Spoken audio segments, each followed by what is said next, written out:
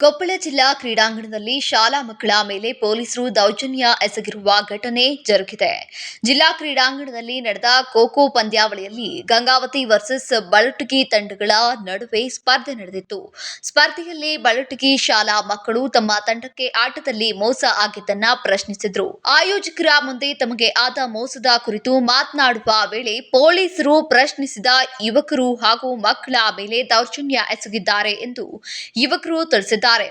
ಸೋತಿದ್ದೇವೆ ಎಂದು ಬರೆದು ಕೊಟ್ರೆ ನಿಮ್ಮ ಊರು ಕಾಣ್ತೀರಾ ನೀವು, ಇಲ್ಲ ಅಂದ್ರೆ ಕೇಸ್ ಮಾಡ್ತೇನೆ ಎಂದು ಪೊಲೀಸರು ಬೆದರಿಕೆ ಹಾಕಿದ್ದಾರೆ ಎಂದು ವಿದ್ಯಾರ್ಥಿಗಳು ತಮ್ಮ ಅಳಲನ್ನ ತೋಡಿಕೊಂಡಿದ್ದಾರೆ.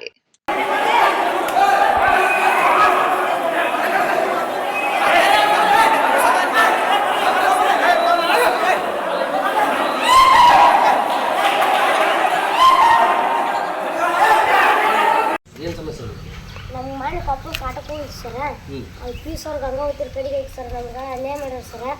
ಅಲ್ಲಿ ಯಾರು ನಮ್ಮ ಬರೀ ರಿಪ ಕೊಟ್ಟಾರ ಸರ. ಅಲ್ಲಿ ನಮ್ಮನ್ನು ಹುಡುಗರನ್ನ ಬಿಡ್ದಾರ ಸರ, ನಮ್ಮ ಶಿಕ್ಷಕರನ್ನ ಬಿಡ್ದಾರ ಸರ. ಎದ್ರ ಸಲುವಾಗಿ ಕೇಳಿದ ಸಲುವಾಗಿ ಬಿಡ್ದಾರ ಸರ್. ಏನಂತ ಕೇಳಿದ್ರು?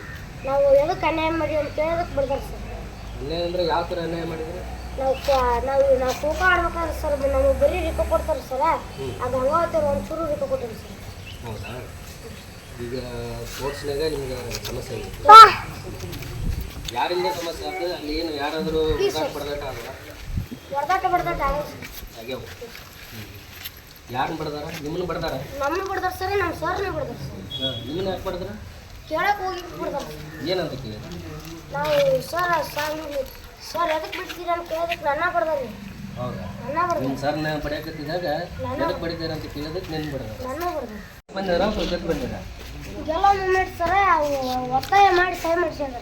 ಎದ್ರ ಸಲ ಒತ್ತಾಯ ಮಾಡಿದ್ರು? ಏನಂದ್ರೆ ನಮ್ಮ ಸರ್ನ ಕರ್ಕೊಂಡು ಹೋಗಿ ಸರ್ ಒತ್ತಾಯ ಮಾಡಿಸಿ ಎಲ್ಲರೂ ನಮ್ಮನ್ನ ಹುಡುಗರು ಹೊರಗೆ ಕುಂದಿರ್ಸಿ ಸರ್ ಒತ್ತಾಯ ಮಾಡಿ ಸಹಿ ಮಾಡಿಸಿದ್ರು.